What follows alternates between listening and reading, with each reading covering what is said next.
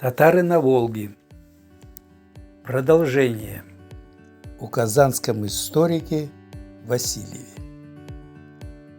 О том, что у Чингисхана был еще один старший сын, утверждал не только турецкий историк Эвлия Челеби, но и русский историк Васильев, труды которого преданы забвению.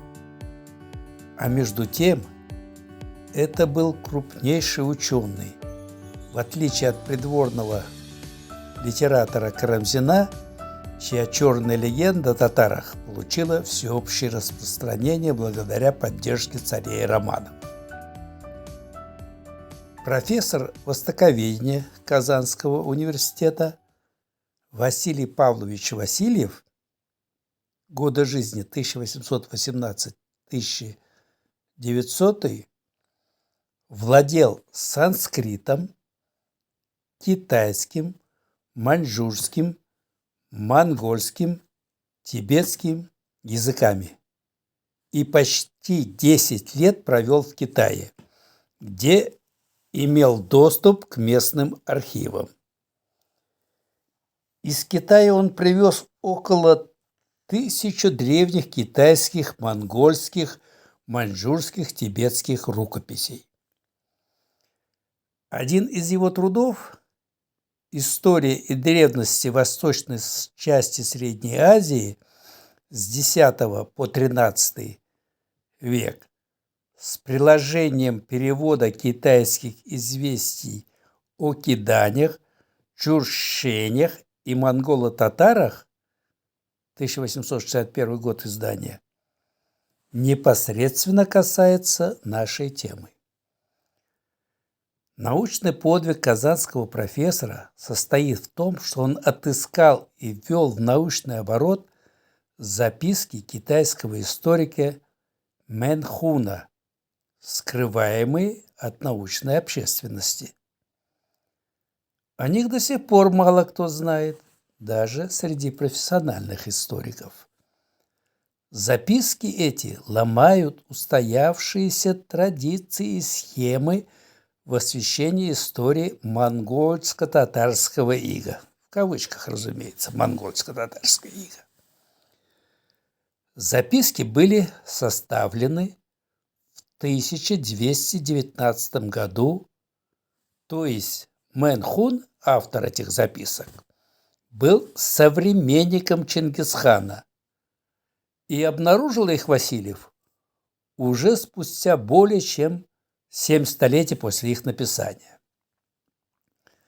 Традиционная историография считает, что у Чингисхана от первой жены было 4 сына, законные наследники Золотого престола. Это Джучи, Чагатай, Угидей и Талуй. Но Мэнхан, так же как и турецкий историк Челеби, утверждает, что, цитата, «нынешний императорский сын Южчи», так китайцы называли Джучи, есть уже второй сын Чингисхана, а первого звали Би или Би, а по Челеби его звали Тамурас или Саид-хан. Интересны записки Мэнхуна еще и тем, что автор нигде не говорит о монголах, только о татарах. Так, высокопоставленный командующий, который замещал Чингисхана в его отсутствие, всегда говорил о себе «мы татары». И другие сановники тоже называли себя «мы да-да-жень», то есть «мы татарские люди». Похоже, они и не подозревали о существовании каких-то монголов. Магулы, мунгалы, да, были. От печального хана Магула, Мунгала. Мы об этом не раз уже говорили. А татары вели свой род от хана Татара. Татар и Магул, Мунгал, Мунг, как пишут Абул-Гази и Хусаин Амирхан, родные братья. Могульский язык в основе своей преимущественно был тюркским.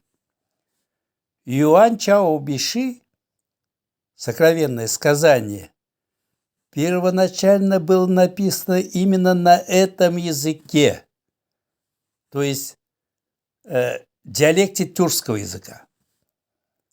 А вот историки внутренней Монголии, не без подачи западных спецов, ввели этноним монгол. Так появилась исправленная версия сокровенного сказания. И совсем недавно ее писали в 1962-79 годах. Что хорошо легло в уже существовавшую схему о монголо-татарах. Была обыграна схожесть терминов «мунгал» и «монгол». В китайской же версии, как отмечают специалисты, везде речь идет только о татарах, и иероглифы Манхолии, монгол, отсутствуют напрочь.